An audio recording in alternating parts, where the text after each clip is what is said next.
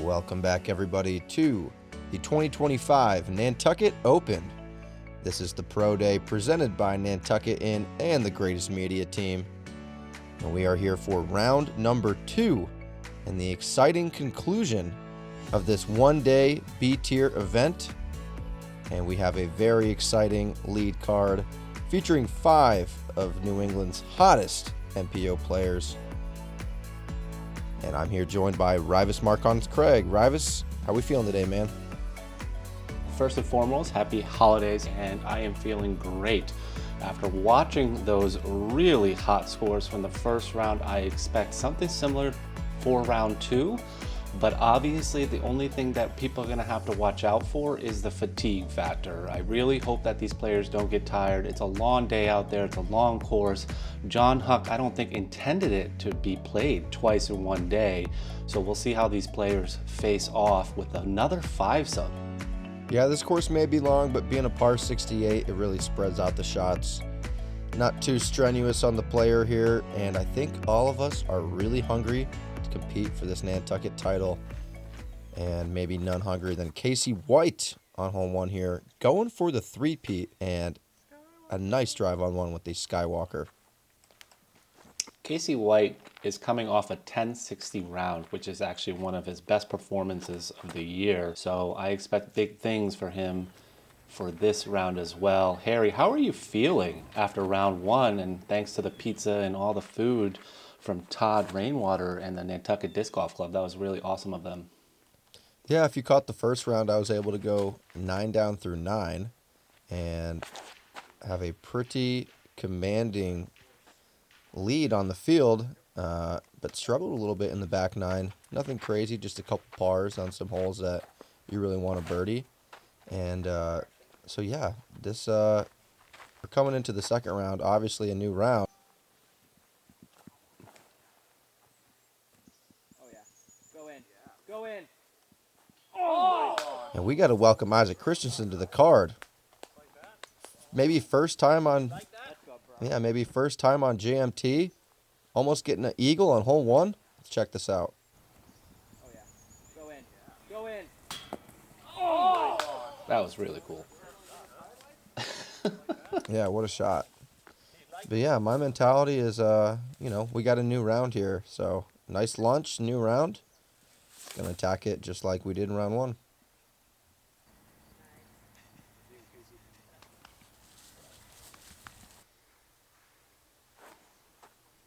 So another 5-some. We have another really good card, just so everybody can catch up with what happened in the first round. 15 down, finishing with the eagle for Casey in the first round, which was just insane. Fireworks.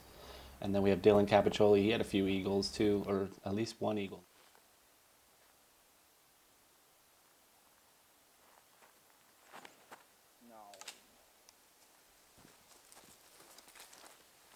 Just going to be tap-ins for these guys. Looking like a strong start for most of these players, as expected. This whole average 3.8 for the round 2. Nice stroke there from Paul. Yeah, this hole should be pretty routine, but it is one of those par 4s that it's hard to cheat. I think even with a perfect drive, you're going to have a legit upshot in. You can't just jump putt or pitch a putter. Most of the card going 9-speed in, going on the forehand. I know Dylan looked like he threw a slow disc, and Isaac went with the putter backhand, but the 3 of us, Casey and Paul and me, I think all went 9-speed forehand. Still putting with the Rainmakers? Still putting with the Rainmakers. Got the Flex 2 prototype D-line. The original run of Rainmaker. And Raivis, I don't know if you heard, but the mystery boxes this year, Flex 2 P-line Rainmaker, so I might got to give that a try. Wow. Flex 2 P-lines. Okay. Dylan finding the most comfortable spot on the course, as usual. Hole 2, moving on here. I love this hole. Long boy. Yeah, hole 2. Par 3, just a nice hyzer to the right, and I think most of our right-hand, backhand players are going for a little skip. If you're new to Nantucket, these fairways are made for the skips. Not much in the way, very flat, hard-packed dirt. So if you're not playing for the skips, you are not going to be close to these baskets.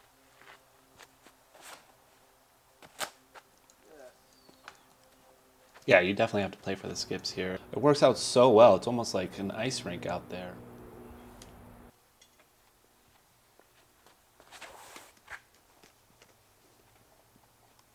And shout out to Marcus, who was able to do catch cam for us. We had 3 different catch cam operators in 3 different rounds, plus the skins match, so make sure to check that out. It's on the channel. And again, huge shout out to the Nantucket Inn.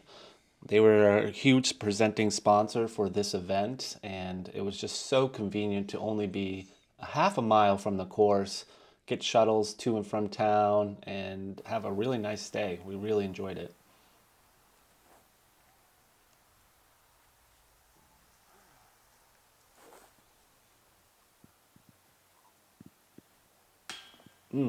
Isaac Christiansen is going to be all over the basket today. So he is on Team Buff, right? The same team as you, or Team Buff 2?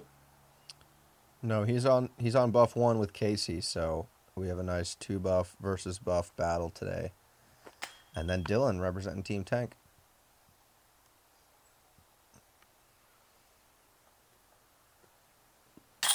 Well done. Really good start for Dylan. And this hole averaged 2.84.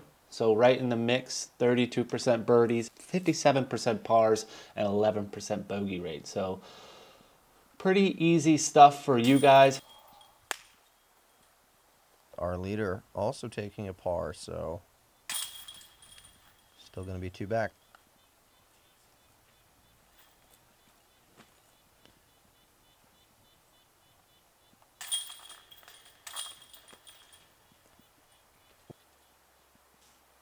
Yeah, surprisingly a lot of pars for that that hole.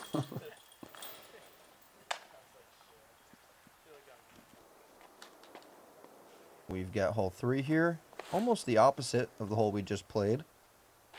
About the same distance, but you need to skip it to the right. So most players are going to go forehand here with the low ceiling.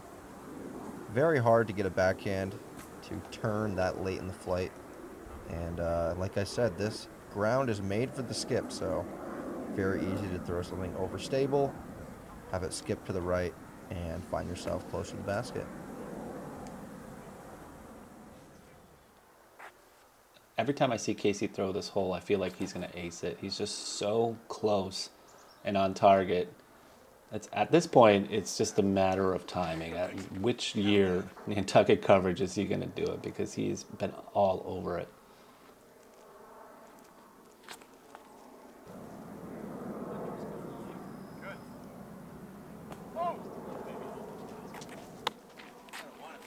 This hole averaged 2.77, which was a little easier than the previous hole, but the same amount of averages in terms of birdie rate and par rates. Great skip for you there, Harry. What are you throwing? Yeah, going back to the FD3 I used for my approach on hole 1. It's a nice prototype C-line, so super stable. Perfect for those skips.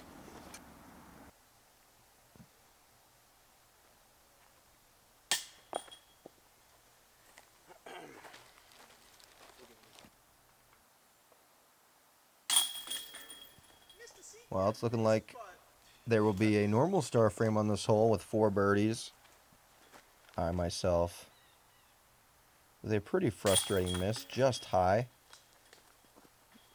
Didn't look like a bad putt, but just a little off the center. And Dylan, we get the nice CTP. I always like these CTP markers on this hole for this tournament.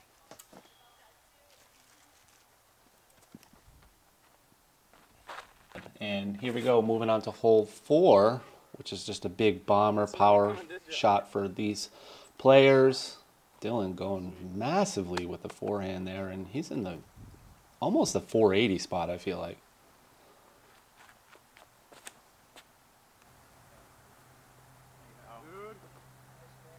didn't turn it over. More traditional low hyzer flip route for Casey, fading out in the middle. Really good spot for him. He should be able to have a good look for birdie there.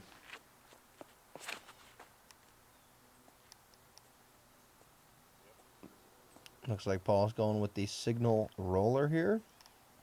Wonder how many of those we'll see today. Not as much as last year.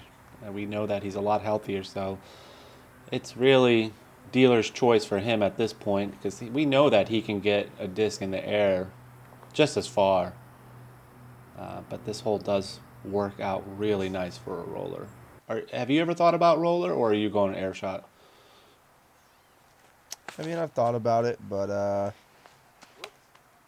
yeah, I'm more of a distance roller guy than a placement roller guy, if I'm going to go to it.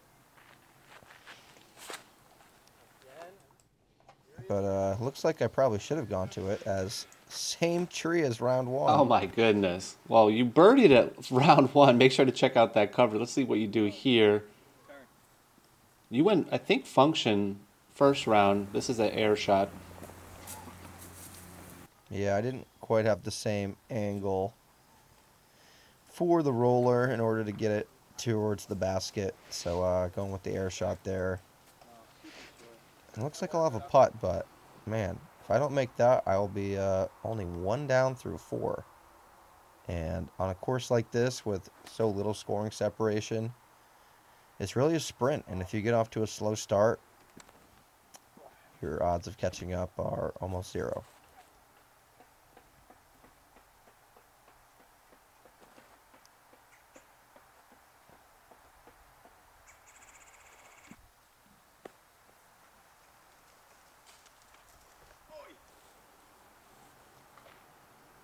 Easy pitch up for him, but still leaving himself outside the circle, so making it hard for himself. Come on, Harry.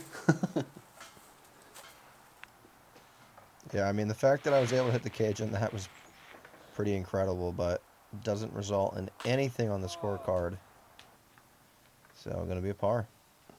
No, so quite a bit of a slow start for you. Was it something happening, or is just you were trying to catch Casey a little too hard, or not playing your game? I don't know. I mean, there's so many reasons for mistakes, but you know, on a course like this, it's just a few little mistakes. That's all it takes, folks. I mean, you could just be simply slight off and then just not have enough birdies to catch up with these guys. But you're still in third place, so let's not take that for granted. And Dylan going with the forehand here on the par 5, 800 feet, kind of in a good spot. I love the creativity behind the players on this particular tee because there are multiple options, but the most traditional option is going to be this hyzer sort of flip up, and you do want to kind of land back in the middle if you can.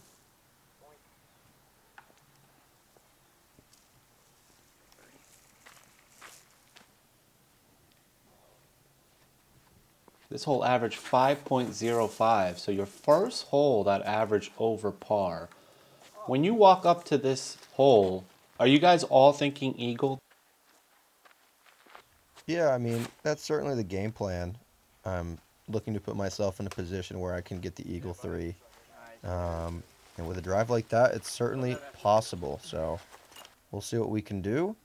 But yeah, I mean, once you hit one of these first trees like Paul, or end up in kind of a impeded spot, you know, this hole's still hard. So you can't take it for granted and just, you know, from a spot like this, say, okay, it's just an easy birdie. You do have to be careful and smart about where your second shot lands. Agreed. And we know Dylan is also thinking eagle. I mean, I think we did see the eagle in round 1, so make sure to check out that coverage. That coverage has already gotten 10,000 views, and we're just starting. It's only been a few weeks. So Casey White with a great pull here on hole 5. This is one of the most famous designs, I would say, by John Huck. Just, wow, what a shot there. That was a beaut. Like I said, he's going for the eagle. So, oh, you're a little pinched off for as good of a drive that you had, Harry, here.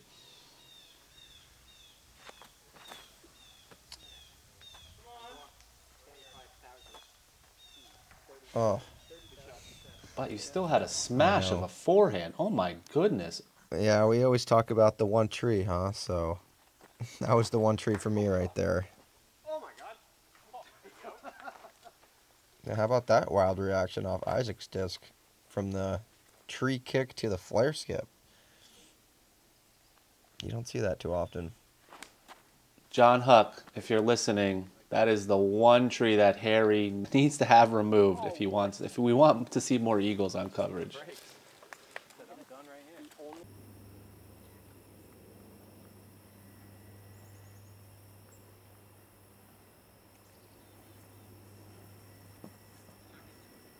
Couldn't have asked for better weather this particular tournament. We had 73 players. If anybody was wondering why we had a five-some, it's because there was a walk-on. Let's see if you can get this eagle. This would be the longest eagle of the year. All right, straddle putt, framed up. I feel like you love these putts.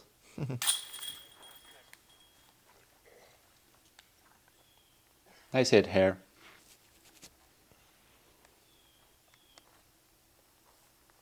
This hole had 30% birdie rate, 39% par rate, and 32% bogey rate. So right down the middle of all three stats. No eagles. Yeah, I've said it before and I'll say it again. Yeah, these par fives are the king of separation holes out here. You can see people with eagles, birdies, pars, bogeys, and all are pretty realistic. So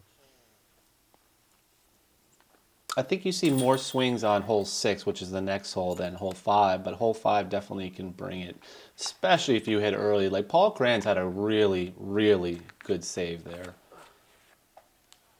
Look at this monster rip by Casey. He's most likely throwing his DD3 here. Okay, that's one. hey, you got one. I'm getting better. It's interesting to see him choose between the Skywalker and the DD3 because he does lean on the Skywalker a lot more than folks would know. This is a great pull by Paul. Look at this, just clean. That was such a clutch tree. Got through the trees. That's what you like to see. What are you throwing here? Throwing a DD3 as well. Trying to get as straight as possible. My play on this is to kind of push the back wall and prioritize that over going left. It's really easy to be pinched off if you are kind of in a spot like Dylan or Paul. So we'll see what they have to deal with. But if you can push it far enough, you can end up with a straight shot to the basket. Although pretty long, I think more manageable to get far up there, land in the middle, and maybe even potentially get yourself an eagle. So Isaac Christiansen shot an 11 down first round. How far can he throw, would you say, in an open field? Yeah, I mean, he's probably got close to 450 in the tank, I would say. Okay. Oh, come on. This looks... Are you joking? Oh my gosh, I remember this. I can't believe it. I mean, as soon as this left my hand, the flip up, the slight drift, I was going for this backdoor route. It was perfect. And the ghost branch hanging over the fairway prevented me from the eagle. I'm telling you, I think that was going to be parked. That was totally going to get there. Yeah, you had a lot of steam on that. I'm so sorry that happened to you. That branch is... I'm not sure about that one. That is hanging over the fairway, and Paul Krans is going to be in trouble. So back-to-back holes where we're not seeing the best performances by Paul. It's interesting because he kind of almost played very perfect on the first round.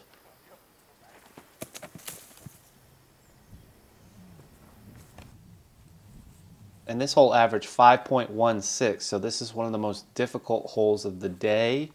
Once again, huge separation in that you're going to see a lot of double bogeys, the highest double bogey rate at 16%. You're going to see a bunch of pars at 36 and birdies at 34%. So very similar stats to the previous hole.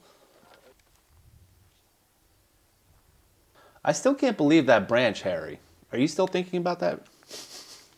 Of course I'm thinking about it. I always wanted to eagle this hole.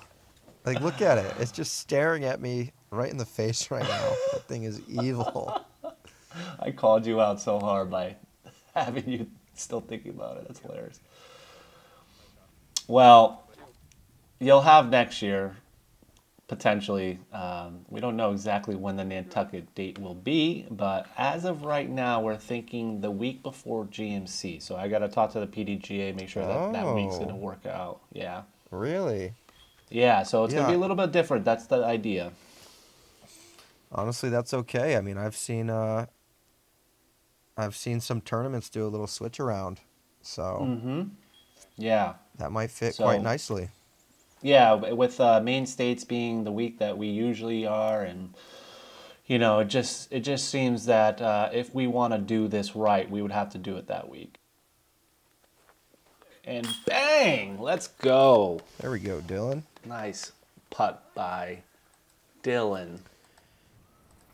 Yeah, we've seen a couple big putts.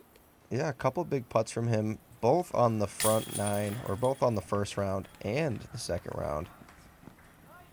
He's putting with the Prodigy Disc Pivot, so putting in work with that thing. We should have left the sound on that clip, Raivis. That thing just flips up nicely for his game, and it still has a little bit of stability, which he needs because he putts pretty fast. So right now, Casey White is about 5 down.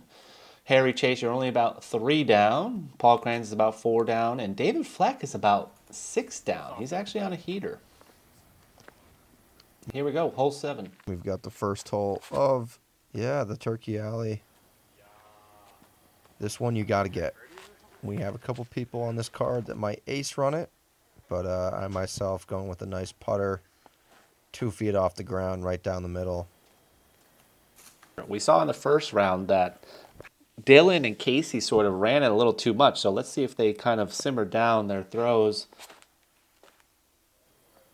And Paul Krans kind of threw it a little too hard there, I feel like. That's a shank. Take a guess on how many birdies there were on this hole.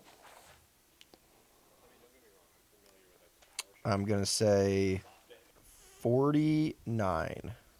There was only 44 players, Harry. I'm going to say 34. Close, 29. Okay.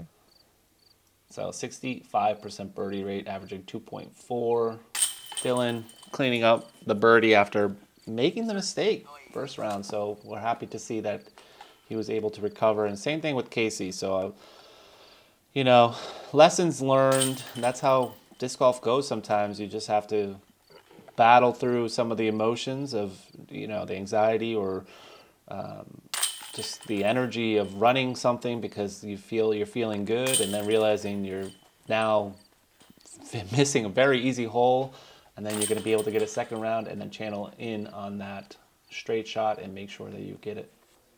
So hole 8.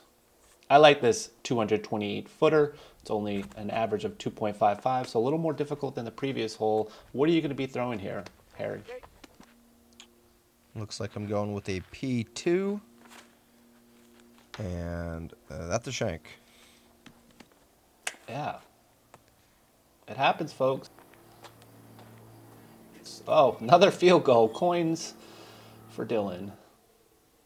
Like you said, we see one every coverage. Were you rushing your shot? Almost looked like you were driving off the tee pretty quickly there. Yeah, I have no idea. I made a mistake.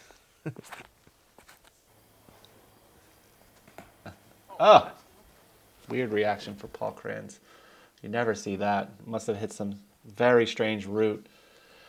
And I do want to give a shout out to our assistant tournament director, Connor Spilman, and Mike Gollin. I couldn't have done it without you guys. This is a huge tournament with $5,000 added cash, and obviously the Nantucket Disc Golf Club with Todd Rainwater. It's just a pleasure to be able to get back on the island and then enjoy some of the best disc golf in the world. And a couple of us having trouble on the second of this Turkey Alley hole. Yeah, I'm surprised. Leaving you guys a lot of long putts. That's not what you want to see here on hole 8, one of the shortest holes on the course. Let's see if you can change that pace. Boom. Good putt there. That one felt good, right? Sure, that was for the par, and Dylan going to save the card here. At least get us one birdie. But yeah, pretty surprising result. Almost a bogey for you, Harry. Come on. So something that I looked into was I was very curious to see between you, Casey, and Paul what the prize winnings were versus the PDGA points. And what I found was that even though you were behind in the prize winnings, with Casey White being the second, and I think Paul Krans was the most leading there, you had actually more points than some of those players. What's up with that? How did you accumulate more points? Did you play bigger events than some of them, than they did this year? What made your track different this year? Geez, I don't know. Call me a new school, but I don't think I've ever once looked at PDGA points. Little quick research. Yeah, because I mean, usually that means you're playing bigger fields, bigger tournaments. Yeah, maybe more tournaments. I played 31 tournaments last year. Casey only played 24, and Paul played 28. So potentially that was it. Played 3 more tournaments than Paul. Maybe enough to get more points, but yeah, I don't know. Interesting there. It was just cool to watch you guys all season, but the points were definitely different, and I was wondering because I mean Casey had outstanding performances toward the end and the beginning of the year as well with the Champions Cup. I think also potentially, cash is on a bit of a slope, so the higher you are exponentially, the more cash you're going to get. Where I think points are kind of a base straight line. So if you are more in the middle of the pack, or I had a lot of performances between 20th and 40th place, you're going to stack up pretty good points doing that, but the cash is exponentially better if you're able to get a top 5 or a top 10. So right, I think potentially that could be another reason. Yeah, I did see you were in the middle a lot, which was just very consistent performances out there. And speaking of consistencies, those were very good putts. Finally getting some birdies here on hole 9 and moving on.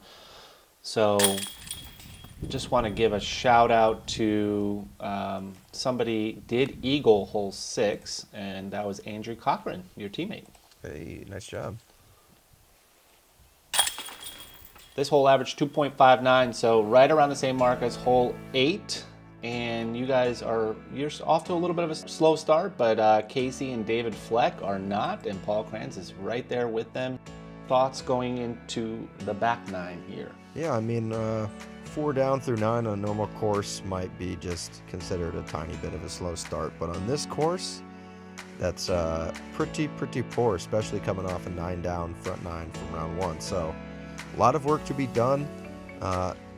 On a course like this, the win almost seems out of reach just because there's just not enough scoring separation. It's hard to see a player like Casey taking a bogey, let alone multiple bogeys. So we'll see coming down the stretch. Maybe David Fleck can make some noise.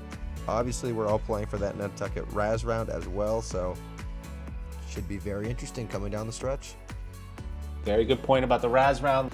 A lot at stake here with a lot of money with that Raz round too, $1,000 going for each the MPO player and FPO player. So yeah, you're right. That is actually going through the heads of some of these players. So it's very interesting to see what's gonna shake out. And David Fleck is at 8 down.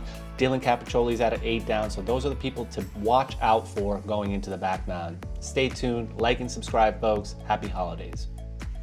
We'll see you for the back nine and the exciting conclusion. Meet you over there. Perfect, dude. Thank you.